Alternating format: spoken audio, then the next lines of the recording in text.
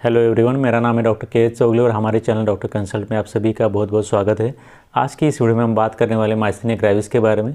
तो myasthenia gravis, जिसको कि शॉर्ट में एमजी ऐसे भी कहा जाता है, तो माइस्थेनिया ग्रेविस की बीमारी किस वजह से होती है, किस पेशेंट्स में हो सकती है, इसके कारण लक्षण क्या है, इसको किस तरह से डायग्नोस करते हैं, उसकी ट्रीटमेंट क्या होती है, इसके बारे में आज हम इस वीडियो में आगे बात करेंगे। तो माइस्थेनिया ग्रेविस एक ऐसी बीमारी है जिस बीमारी में उस पेशेंट को पूरे शरीर में काफ़ी ज़्यादा थकावट महसूस होती है। इसके साथ साथ हमारे बॉडी के जो मसल्स है जो कि वॉलंटरी कंट्रोल के अंडर आते हैं, मतलब ऐसे मसल जिनको हम अपनी मर्ज़ी से मूव कर सकते हैं, जैसे कि हाथों के मसल्स या फिर पैर के मसल्स।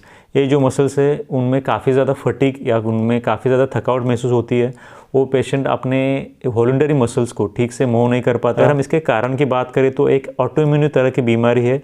हमारे बॉडी के इम्यूनिटी सिस्टम के खुद के खिलाफ ही काम करने की वजह से ये बीमारी होती है। और इस बीमारी के अंदर होता क्या है, एक्चुअली नर्व्स ब्रेन का सिग्नल्स इन वॉलंटरी मसल्स तक लेके जाते हैं।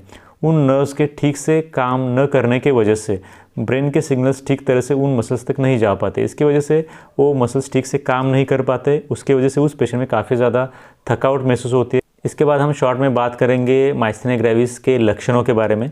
सबसे पहला लक्षण, जैसे कि हमने अभी बात की, उस पेशेंट में उसके हाथों में और पैरों में काफ़ी ज़्यादा थकावट और दर्द महसूस होता है। इसके साथ साथ पेशेंट को चीज़ें थोड़ी धुंधली दिखाई देने लगती है और डबल विजन होती है। मतलब उस पेशेंट को एक चीज़ दो जगह पे ऐसे डाइवर्ट होके या फिर स्प्लिट होके इस तरह की इमेज दिखाई देने लगती है। इसको हम डबल विजन ऐसे भी कहते हैं। इसी के साथ साथ उस पेशेंट को खाना चबाने में और खाना निगलने में भी तकलीफ़ होने लगती है।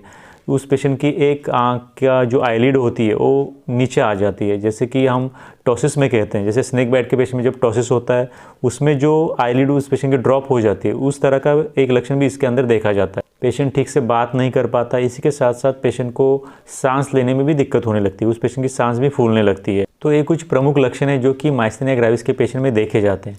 तो अगर हम डायग्नोसिस की बात करें तो माइस्थेनिया ग्रेविस को डायग्नोस करने के लिए सिंगल फाइबर इलेक्ट्रोमायोग्राफी की जाती है। इसी के साथ साथ कुछ ब्लड टेस्ट भी किए जाते हैं जो कि किस तरह के एंटीबॉडीज़ है उनको फाइंड आउट करने के लिए, और उसके हिसाब से उस पेशेंट को आगे जा कर के सही ट्रीटमेंट देने के लिए ज़रूरी होते हैं। इसी के साथ उस पेशेंट में इंजेक्शन इंड्रोफोनियम देना और रिपीटेटिव नर्व स्टिमुलेशन देना, ये भी कुछ डायग्नोस्टिक टेक्निक्स है जो कि उस पेशेंट में माइस्थेनिया ग्रेविस को डायग्नोस करने के लिए किए जाते हैं। बाद हम फाइनली बात करेंगे माइस्थेनिया ग्रेविस के ट्रीटमेंट के बारे में।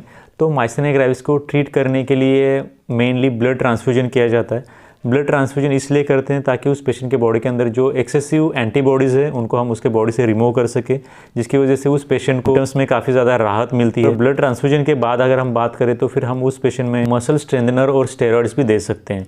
स्टेरॉइड्स के अंदर उस पेशेंट में मिथिल प्रेडनिसोलोन या प्रेडनिसोलोन दे सकते हैं।